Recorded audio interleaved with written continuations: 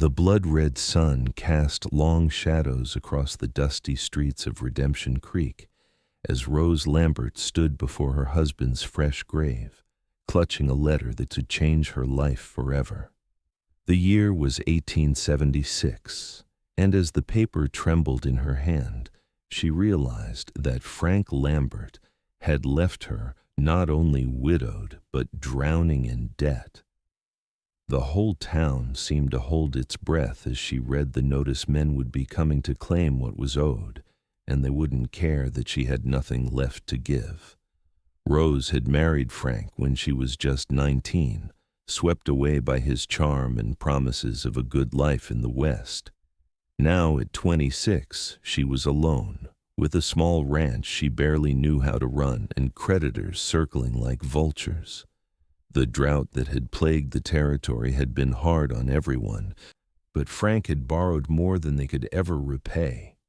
3 days after the funeral, Rose was still trying to make sense of her husband's ledger books when hoofbeats approached the ranch. Through the window, she saw 3 men dismounting. Their expensive suits couldn't hide the menace in their posture. These weren't local folks. These were the kind of men who collected debts with violence if necessary. Rose grabbed her shotgun from above the door, though she'd never fired it at anything but snakes and coyotes. With shaking hands, she stepped onto the porch. "Mrs. Lambert," the tallest of the men called out, his voice slick as oil. "I believe you've received our notice. We represent Mr. Daniels of the Colorado Banking Company. Your husband borrowed a considerable sum." "I need time," Rose said, her voice steadier than she felt. "The ranch can be profitable again. The cattle." The man laughed and the sound chilled her. "Mr. Daniels has been patient enough. We're here to collect either in money or property. The ranch will do nicely." "You can't take my home," Rose said, raising the shotgun slightly. The man's hand moved toward his holster. "I wouldn't advise that, madam. We have the law on our side." Before Rose could respond, another set of hoofbeats approached. A tall figure on a chestnut stallion rode up, positioning himself between Rose and the debt collectors. The stranger dismounted in one fluid motion, his spurs jingling as his boots hit the ground. Rose noticed how the 3 men tensed at his arrival. "Gentlemen," he said, his voice deep and calm, "I believe the lady said she needs time." "This isn't your concern, Cowboy," the leader said, but there was a new wariness in his tone. The stranger stepped forward, pushing back his hat to reveal deep-set eyes that had seen their share of trouble. He had a weathered face, but Rose guessed he wasn't more than 35. A thin scar ran along his jawline, and his stance spoke of a man comfortable with confrontation.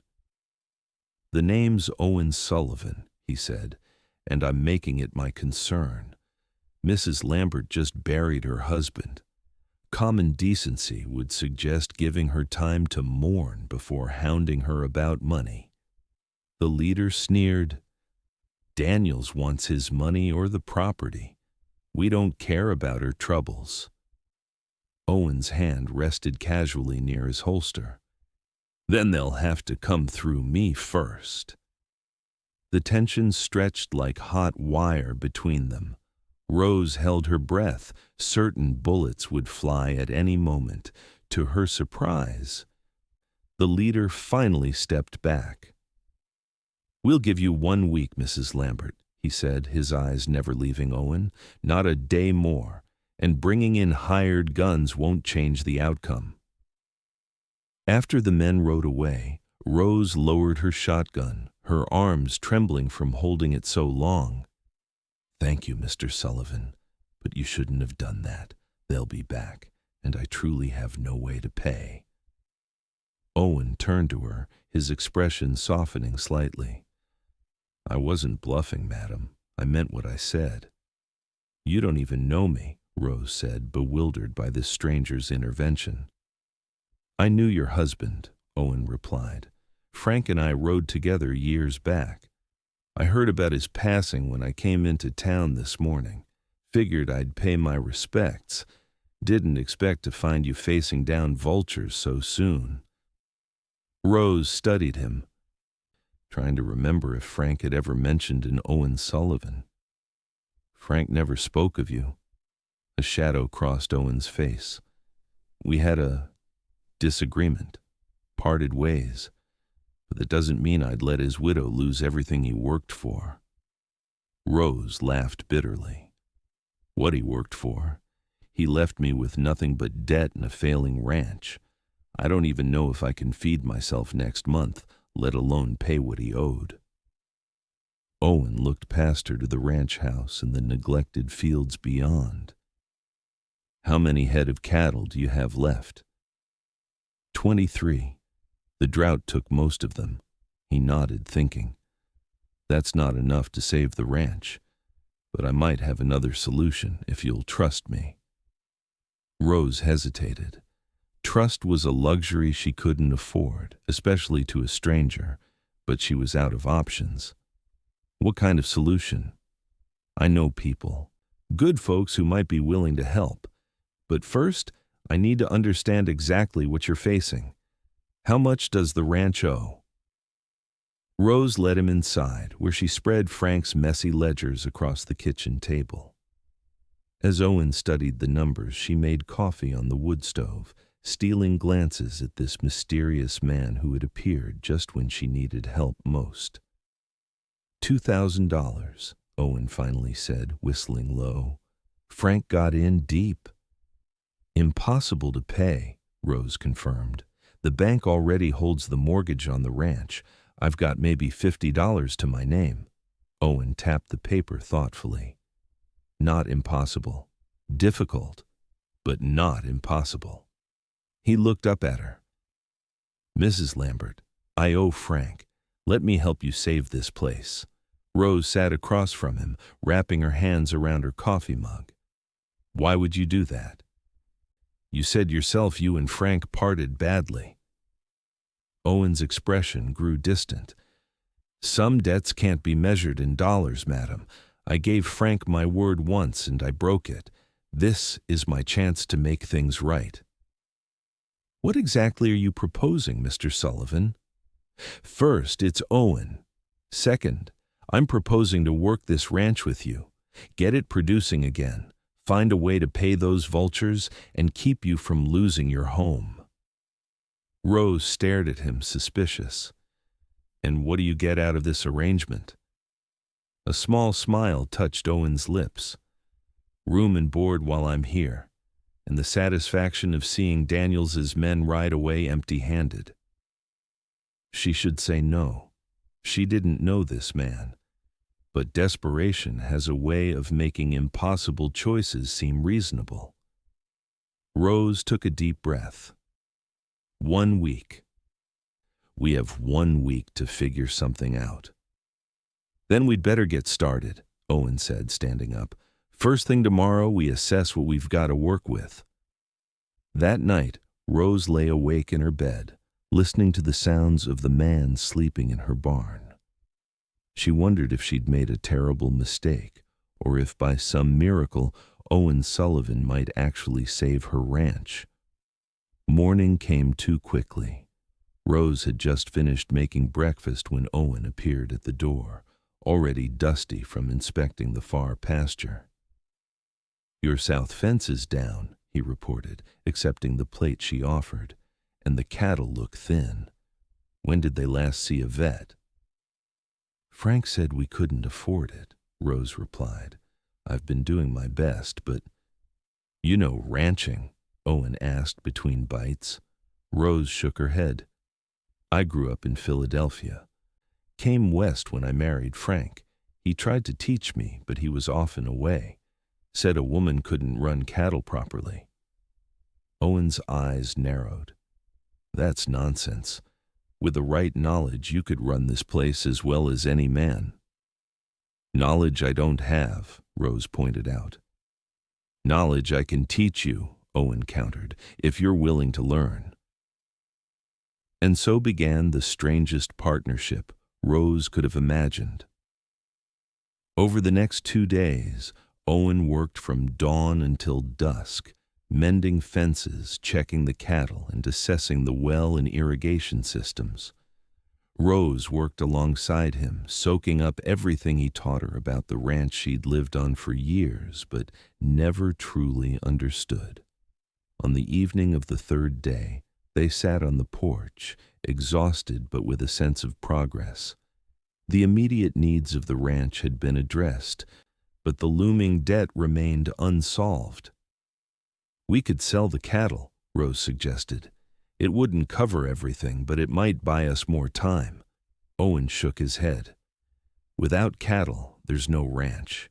We need something that brings in quick money without sacrificing your future here." He paused. "I've been thinking about the old silver mine on the north edge of your property." Rose looked surprised. "How did you know about that? Frank said it was played out years ago." "Frank might have been wrong," Owen said carefully. "When we rode together, he mentioned finding a new vein but keeping it quiet. Said he wasn't ready to deal with the rush of miners it would bring." Rose sat up straighter. "And you think it might still be there? The silver?" "Worth checking," Owen said. "First thing tomorrow. I'll ride up and take a look." The next morning, Owen saddled up before dawn. Rose insisted on accompanying him, unwilling to pin all her hopes on a claim she couldn't verify herself. "You ride well for a city girl," Owen observed as they made their way up the rocky trail to the abandoned mine. "Frank at least taught me that much," Rose replied. "Said a woman who couldn't ride had no business in the West." They reached the mine entrance by mid-morning. It was smaller than Rose had imagined, the timbers weathered but still sound. Owen lit a lantern and inspected the entrance carefully. "Looks stable enough," he said, though Rose detected a note of caution in his voice. "I'll go in first. You wait here." "No," Rose said firmly. "This is my property and my future. I'm coming with you." Owen looked like he might argue, but something in her expression changed his mind. "Stay close then. Step only where I step." The mine was cool and damp inside, the air heavy with the smell of earth and minerals. Owen moved confidently, examining the walls as they went deeper. After about 100 yards, he stopped, holding the lantern higher. "Here," he said, pointing to a vein of rock that glinted in the light. "This is what Frank must have found." Rose touched the wall, feeling the cool metallic surface under her fingers. "Is it really silver?"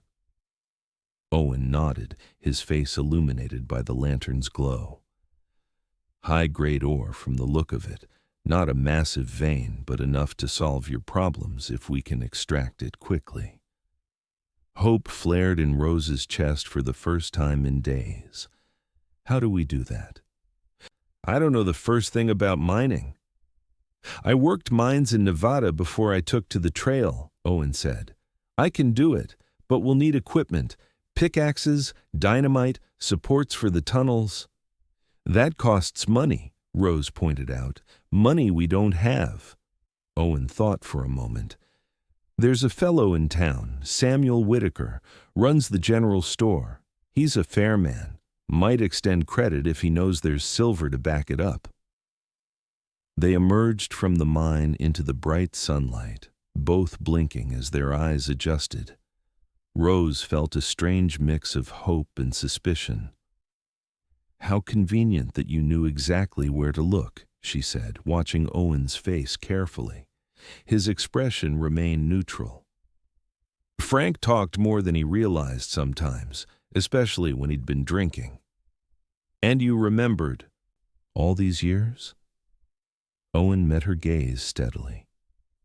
"I remember everything about those days, Mrs. Lambert." Something in his tone made Rose look away, uncomfortable with the intensity in his eyes. "Well, let's hope Mr. Whitaker is as reasonable as you say. We've only got 3 days left before those men return." They rode back to the ranch in thoughtful silence, each calculating risks and rewards in their own way. Rose couldn't help wondering why this man was really helping her. What debt did he truly owe her husband? And why did she find herself starting to trust him despite her better judgment? The next morning, they rode into Redemption Creek together. The small town was already bustling, miners and cowboys mingling with merchants and the occasional well-dressed traveler passing through. Rose felt the stares as she dismounted in front of Whitaker's general store. A widow out with a strange man was fodder for gossip, especially so soon after her husband's funeral. Samuel Whitaker was a round man with kind eyes behind wire-rimmed spectacles. His bushy white beard gave him a grandfatherly appearance that put Rose at ease immediately. "Mrs. Lambert," he greeted her warmly, "I was deeply sorry to hear about Frank. How are you holding up?" "As well as can be expected, Mr. Whitaker," Rose replied. "This is Owen Sullivan, a friend who's helping me with the ranch." Whitaker's eyebrows rose slightly as he shook Owen's hand, but he made no comment about the arrangement. "What can I do for you both today?" Owen explained their plan, careful to keep his voice low enough that other customers wouldn't overhear the mention of silver. Whitaker listened attentively, occasionally glancing at Rose for confirmation. "It's a sound plan," he said when Owen finished, "but risky. Mining's dangerous work, especially with just the two of you." "We don't have much choice," Rose said. "The bank's men will be back in 3 days." Whitaker stroked his beard thoughtfully. "I can extend you credit for the supplies. Frank was always good to me, and I'd hate to see you lose the ranch." He looked at Owen. "But I'd feel better if you had more help. My nephew Timothy is strong and knows his way around dynamite. He worked the mines up in the Black Hills last year." Owen nodded. "We could use the help if he's willing." "He'll be willing," Whitaker assured them, "especially if there's a share in it for him." The details were quickly arranged. Timothy would meet them at the ranch that afternoon with the supplies, and they would begin mining the next day at first light. It would be a race against time to extract enough ore to convince Daniels's men to grant them more time. As they walked out of the store, loaded with initial supplies, a voice called out from across the street. "Well, well, the widows wasted no time finding comfort." Rose turned to see Sheriff Hobbs approaching, his expression stern beneath his gray mustache. The man had never liked Frank and seemed to have extended that dislike to her. "Sheriff," she acknowledged coolly. "Mrs. Lambert," he replied, his eyes shifting to Owen. "And who might this be?" "Owen Sullivan," Owen answered before Rose could speak. "Just passing through and helping the lady with some ranch work." The sheriff's eyes narrowed. "Sullivan, that name sounds familiar." "It's a common enough name," Owen said easily, but Rose noticed how his posture had subtly changed, becoming more alert. "Indeed," the sheriff said, unconvinced. "Mrs. Lambert, I trust you're aware that your husband left some unresolved matters in town. Several merchants are concerned about outstanding debts." "I'm handling Frank's affairs, Sheriff," Rose replied stiffly. "Now, if you'll excuse us." As they walked to their horses, Rose felt the sheriff's eyes boring into their backs. "He doesn't like you," she murmured. "Sheriffs rarely do," Owen replied with a grim smile. "Is there something you're not telling me?" Rose asked as they mounted up. "Something about why you're really helping me?" Owen adjusted his hat, shielding his eyes from the sun. "We all have pasts, Mrs. Lambert. Mine's no worse than most in these parts." It wasn't really an answer, Rose thought as they rode out of town, but she decided not to press. She needed Owen's help too desperately to risk driving him away with questions. Timothy Whitaker arrived at the ranch by mid-afternoon, a gangly young man of perhaps 22, with his uncle's kind eyes but none of his softness. He brought a wagon loaded with mining equipment, pickaxes, shovels, dynamite, timber for supports, and even a small sluice for separating the ore. Uncle Sam explained everything, Timothy said, helping unload the supplies. We'll need to work fast to get enough silver out before those bankmen return. Owen nodded. We'll start at dawn. The initial blast needs to happen early so the dust can clear before we go in. They spent the rest of the day preparing, organizing the equipment, and making plans. Timothy would handle the explosives, Owen would lead the extraction, and Rose would manage the sorting and transport of ore back to the ranch. That evening, after Timothy had gone to bed in the barn loft, Rose found Owen sitting on the porch steps, smoking a thin cigar and staring at the stars. "Do you really think this will work?" she asked, sitting beside him. Owen took a long draw on his cigar before answering. "It's our best chance. The silver's there. Whether we can get enough out in time, that depends on luck as much as skill. And if we fail—" He turned to look at her, his face half illuminated by the glow of his cigar. "We won't." Rose found herself believing him, despite all logic. There was something about Owen Sullivan that inspired confidence, a steadiness that had been lacking in Frank. "How did you and Frank know each other?" she asked, the question that had been nagging at her since he arrived. Owen was quiet for so long that Rose thought he might not answer. Finally, he sighed. "We rode together in a cattle outfit up in Wyoming, 10 years back. Frank was good with numbers, I was good with a gun. Made a solid team until—" "Until what?" Rose prompted when he trailed off. "Until we disagreed about the right way to do things," Owen said carefully. "Frank wanted shortcuts. I wanted to stay on the right side of the law." Rose wasn't surprised. Frank had always been looking for easy money, for ways around the hard work of building something lasting. It was why they'd ended up in debt despite the ranch's potential. "What did he do?" she asked. Owen stubbed out his cigar. "That's between me and Frank, Mrs. Lambert, and Frank's gone now." Rose felt a flicker of irritation at being shut out. "I'm his widow. Whatever he did affected me, too." "Some things are better left buried," Owen said, standing up. "We should turn in. Tomorrow will be long and hard." As he walked toward the barn, Rose called after him, "I'm not fragile, Mr. Sullivan. I've endured more than you know." Owen paused but didn't turn around. "I don't doubt it, Mrs. Lambert, but some truths serve no purpose except to hurt those left behind." With that cryptic statement, he disappeared into the darkness, leaving Rose more confused than ever about the man who had appointed himself her protector. Dawn broke crisp and clear the next day.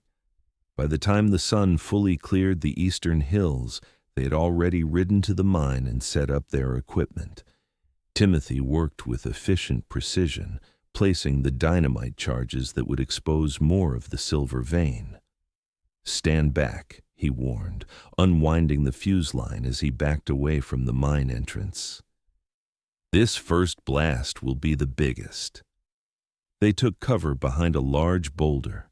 The explosion rattled the ground beneath their feet, sending a cloud of dust billowing from the mine entrance. Rose coughed, waving away the dust as they waited for it to settle. "Give it an hour to clear," Owen advised. "Then we go in and see what we've got."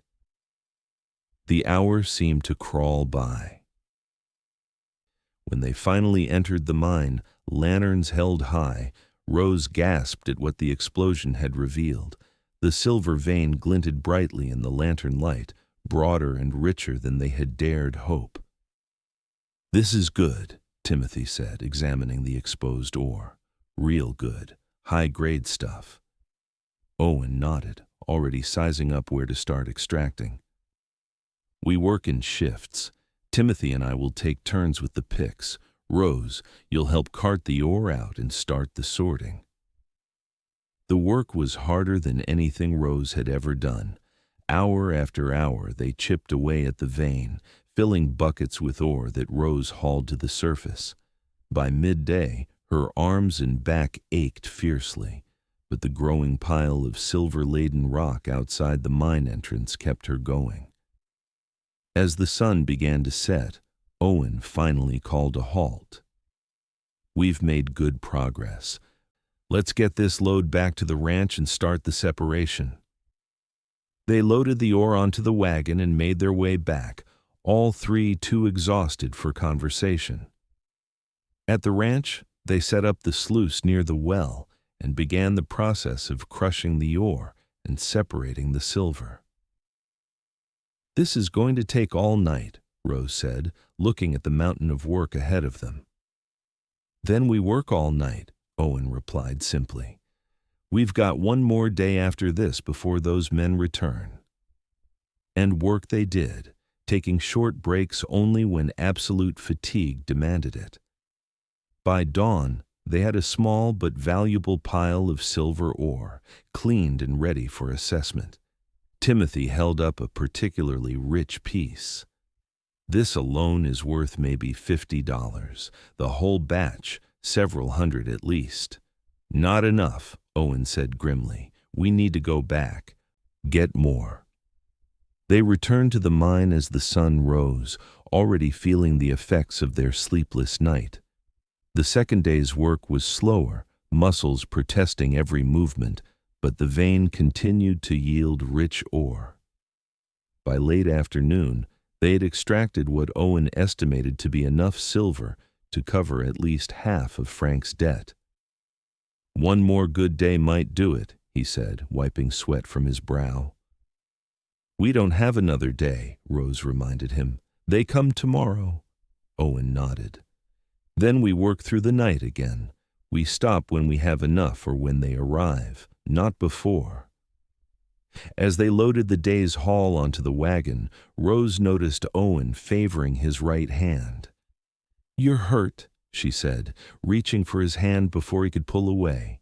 His palm was raw and blistered, blood seeping from cracks in the skin. "It's nothing," he muttered. "It's not nothing," Rose countered, already reaching for her canteen to clean the wound. "You can't work with your hand like this, it'll get infected." Owen reluctantly allowed her to tend to his injury. As she gently cleaned and wrapped his hand with strips torn from her petticoat, she felt him watching her face. "Why did you marry Frank?" he asked suddenly. The question caught her off guard. "He was charming, promised me adventure and a good life away from my father's strict house. I was 19 and foolish." "Was it a good life?" Owen's voice was soft. Rose paused, considering the question honestly. "Sometimes, when Frank was sober and things were going well. But those times grew fewer as the years passed." She tied off the bandage. "There, not perfect, but it will help." "Thank you," Owen said, flexing his fingers carefully. His eyes met hers, and something passed between them, a moment of understanding that made Rose's heart beat faster.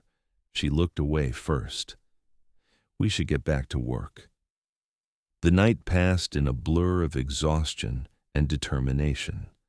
By morning, they had processed all the ore, yielding more silver than they had dared hope. Timothy rode into town at first light to have it officially assessed at the assayer's office, returning mid-morning with news. "It's worth just over $1,500, he announced triumphantly. The assayer was mighty impressed with the quality. Rose's heart sank. "But the debt is $2,000. We're still short." Owen looked thoughtful. Whitaker said he'd buy the ore directly, didn't he? To save us the trouble of shipping it to Denver? Timothy nodded. Uncle Sam said he'd give us fair market value. Then let's go see him, Owen said. Maybe he can help us with the difference. They rode into town together, the precious ore secured in saddlebags in the small lockbox Timothy had brought. Rose felt a mixture of hope and dread as they approached the general store. So close, yet still not enough. Samuel Whitaker was alone in the store when they entered. He smiled warmly at their arrival. Timothy told me you've had good fortune at the mine. Let's see what you've brought. After examining the silver, Whitaker confirmed his nephew's assessment. 1,500 is fair. I can give you that right now. We need 2,000, Rose said, her voice tight with tension. The bank's men will be at the ranch by noon. Whitaker stroked his beard. That's a considerable difference, Mrs. Lambert. I can make up the rest, Owen said suddenly. Rose turned to him in surprise. How? Owen reached into his coat and pulled out a small leather pouch. I've been saving. For land of my own someday. There's 500 here. Owen, no, Rose protested. That's your future. He met her eyes steadily. I'm choosing to invest it in your future, Mrs. Lambert. Before Rose could argue further, the store's door swung open. Sheriff Hobbs entered, his hand resting casually on his holster. Mr. Sullivan, he said, his voice cold. I thought I recognized you. Took me a while to place you, but I finally remembered. You're wanted in Wyoming territory for robbery and murder. The room went still. Rose looked at Owen in shock, seeing the resignation in his eyes. That's not true, Owen said quietly. The robbery, yes. I was young and stupid, but I never killed anyone. That's not what the wanted poster says, the sheriff replied, drawing his gun. You're under arrest, Sullivan. I've already telegraphed Wyoming. They're sending a marshal to collect you. Rose stepped between them. Sheriff, you can't do this. Not now. Mr. Sullivan has been helping me save my ranch. The law's the law, Mrs. Lambert. Step aside. Owen gently moved Rose out of the way. It's all right, he said to her. This has been coming for a long time. As the sheriff handcuffed Owen, Rose felt her world collapsing again. Without Owen's money, she was still short of what she needed. Without Owen himself, she had no one to stand with her against the bank's men. Mr. Whitaker, she said desperately, turning to the storekeeper, please, is there any way you can advance the full amount? I swear I'll work to pay back the difference. Whitaker looked troubled. I'm sorry, Mrs. Lambert. Business has been slow. 1,500 is already stretching my resources.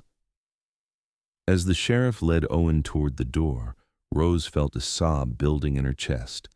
After everything they'd done, she was going to lose the ranch anyway. Then Whitaker spoke again. Wait, perhaps there is a solution. He turned to the sheriff. Hobbs, what's the reward on Sullivan? The sheriff paused. $500. Why? A smile spread across Whitaker's face. Because I'm about to claim it. I recognized him first, after all, and that 500 will allow me to advance Mrs. Lambert the full amount she needs. Rose gasped, understanding dawning. Mr. Whitaker, that's good business, Whitaker interrupted with a wink. I'll pay you the full 2,000 for your silver, Mrs. Lambert. And Sheriff, I'll expect that reward when the marshal comes.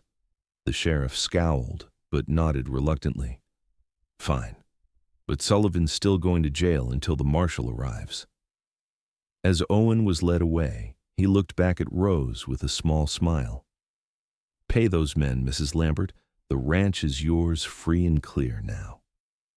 Rose watched him go, tears streaming down her face. The victory felt hollow without him beside her. Whitaker counted out $2,000 onto the counter.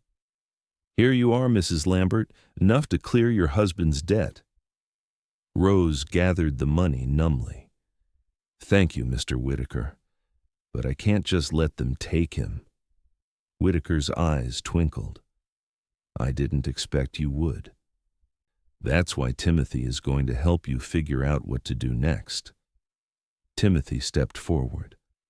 "The Wyoming marshal won't arrive for at least 3 days. That gives us time." Hope flickered in Rose's chest. "Time for what?" "To prove Owen's innocence," Timothy said confidently.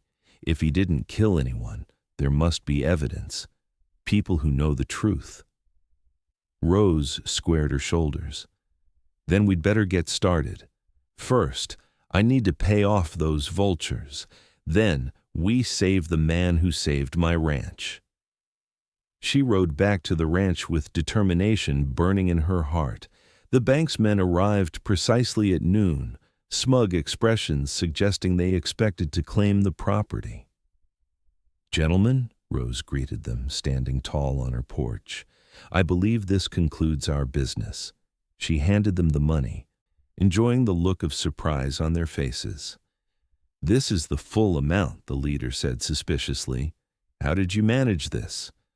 "Hard work and good friends," Rose replied. "Now I'll need a signed receipt showing the debt is paid in full."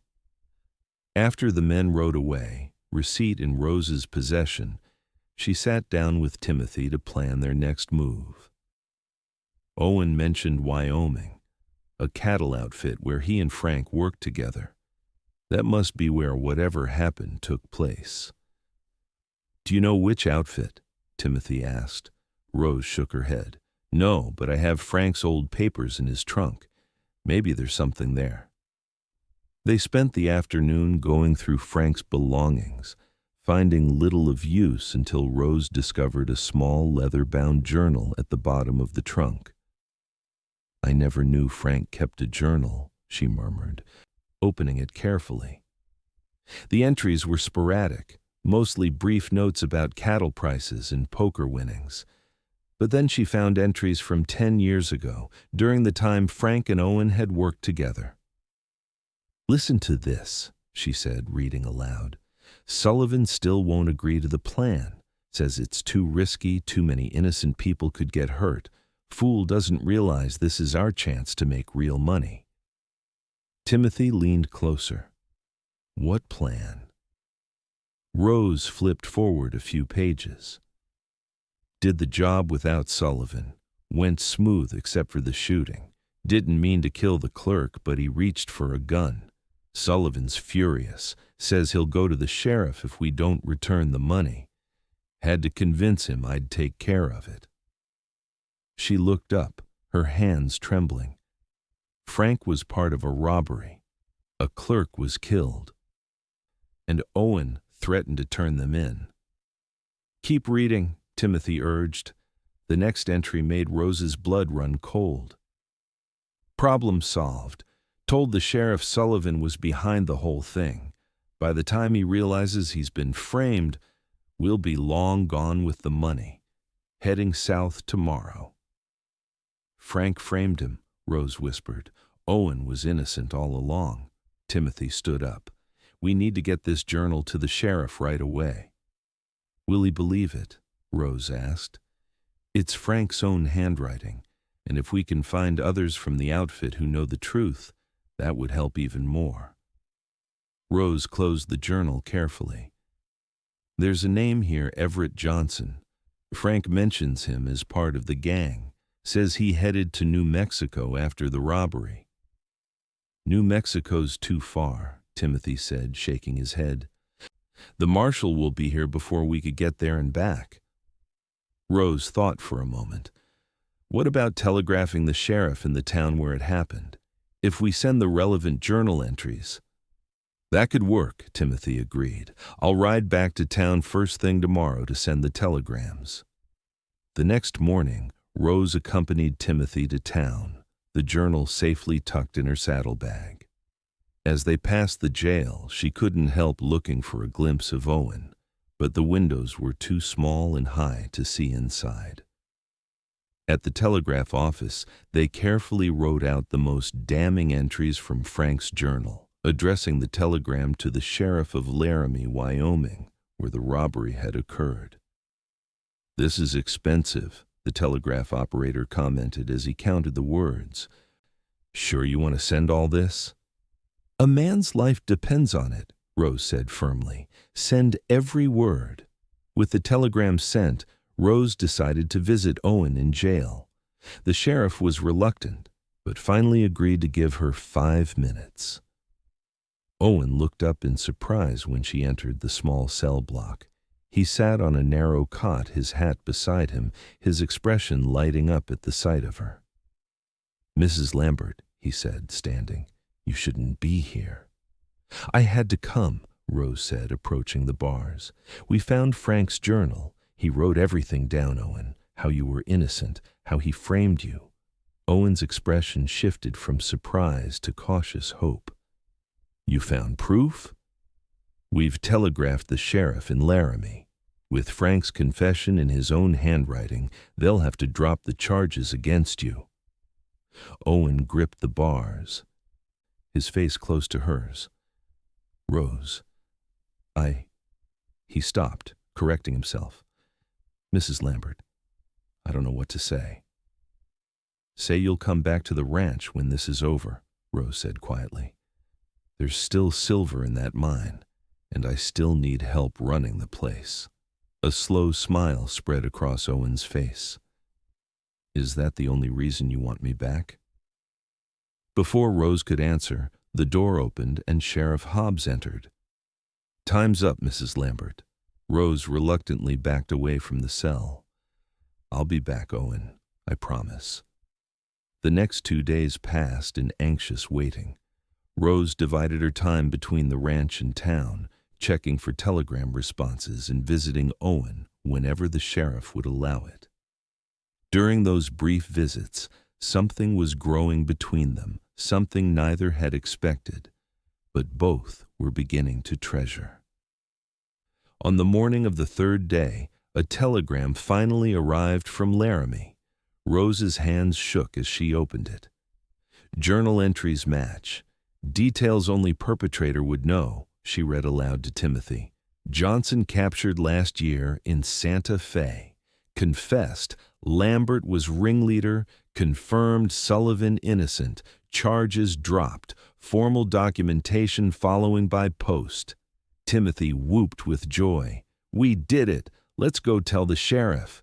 Sheriff Hobbs was reluctant to release Owen without the official documentation, but when Rose threatened to telegraph the territorial governor about his obstruction of justice, he finally relented. "You're free to go, Sullivan," he said grudgingly, unlocking the cell. "But I'll be watching you." Owen stepped out of the cell, retrieving his hat and gun belt from the sheriff. "I appreciate your diligence, Sheriff," he said with a slight smile. "Always good to have the law keeping an eye on things." Outside the jail, Rose couldn't contain her joy. Without thinking, she threw her arms around Owen, hugging him tightly. "Thank you," she whispered, "for everything." Owen held her just as tightly. "I should be thanking you. 10 years I've lived with that hanging over me. Never thought I'd see it cleared." They pulled apart, suddenly aware of the townsfolk watching with interest. Rose felt a blush rising in her cheeks. "We should get back to the ranch," she said. "There's much to do." As they rode out of town, Owen was uncharacteristically quiet. Finally, as the ranch came into view, he spoke. "Rose, there's something you should know, something I haven't told you about Frank and me." Rose slowed her horse. "What is it?" Owen took a deep breath. "Frank and I weren't just co-workers, we were friends once, close friends, like brothers." He paused. "I was in love with the same woman he eventually married." "Not you," he added quickly. "Before you. Her name was Sarah." Rose felt a twist of unexpected jealousy. What happened? She chose Frank. Then she died in childbirth a year later. I blamed him, though it wasn't his fault. When he suggested the robbery, I refused. Not just because it was wrong, but because I wanted to hurt him by denying him something he wanted. And he framed you in revenge, Rose said softly. Owen nodded. I've carried that guilt all these years, wondering if I could have prevented it all, if I'd just let go of my anger toward him. It wasn't your fault, Rose said firmly. Frank made his choices. As did I, Owen replied. When I heard he'd died, I came to make peace somehow. I never expected to find you facing those debt collectors, never expected to— He trailed off, looking away. To what? Rose prompted. Owen met her eyes. To find myself caring for my old friend's widow. The confession hung in the air between them, both acknowledging the feelings that had been growing since that first day. Owen, Rose began, but he held up a hand. You don't need to say anything. I know it's too soon. Frank's only been gone a few weeks, and I'm not staying forever. Once the ranch is properly running again— What if I want you to stay? Rose interrupted. Not just for the ranch, for me. Owen's expression softened. Do you? Rose nodded, surprising herself with the certainty she felt. I do. These past days, I've felt more alive than I have in years, more myself.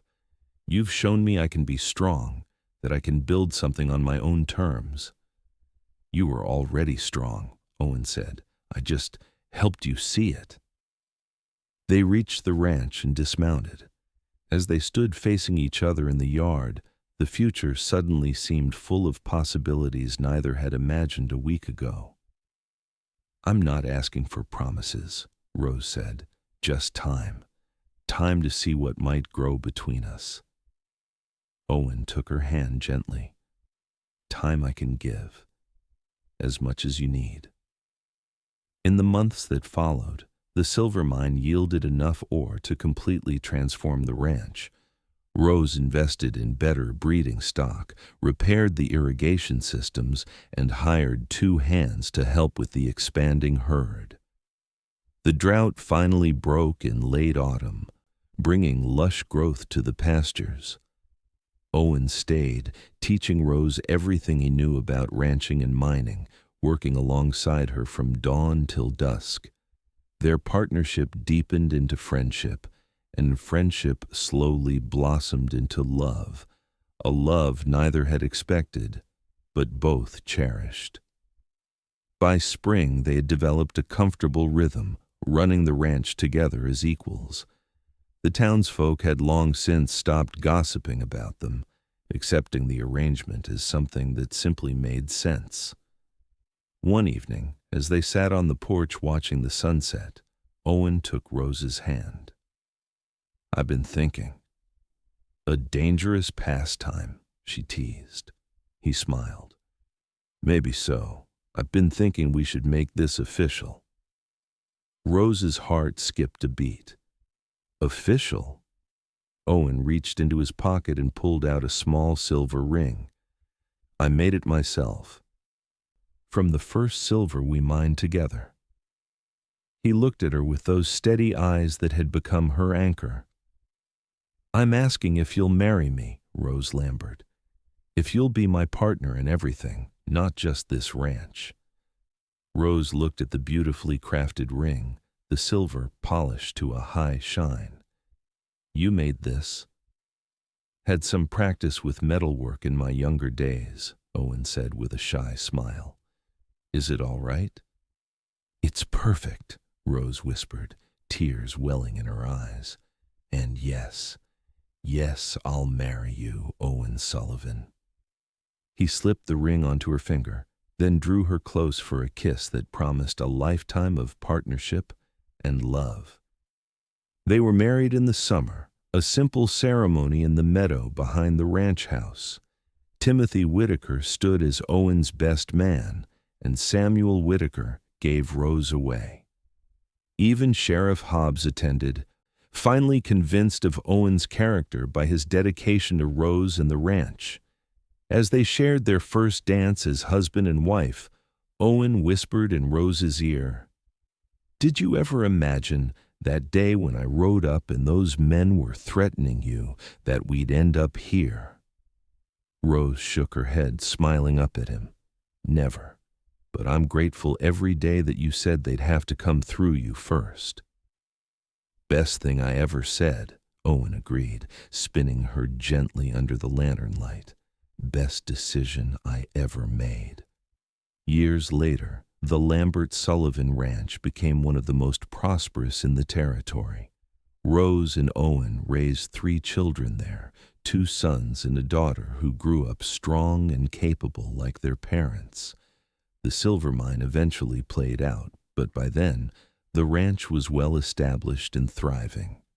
On their 10th anniversary, Owen presented Rose with a journal bound in silver-decorated leather. "For new memories," he said. "Better ones than those in Frank's old journal." Rose accepted it with a kiss.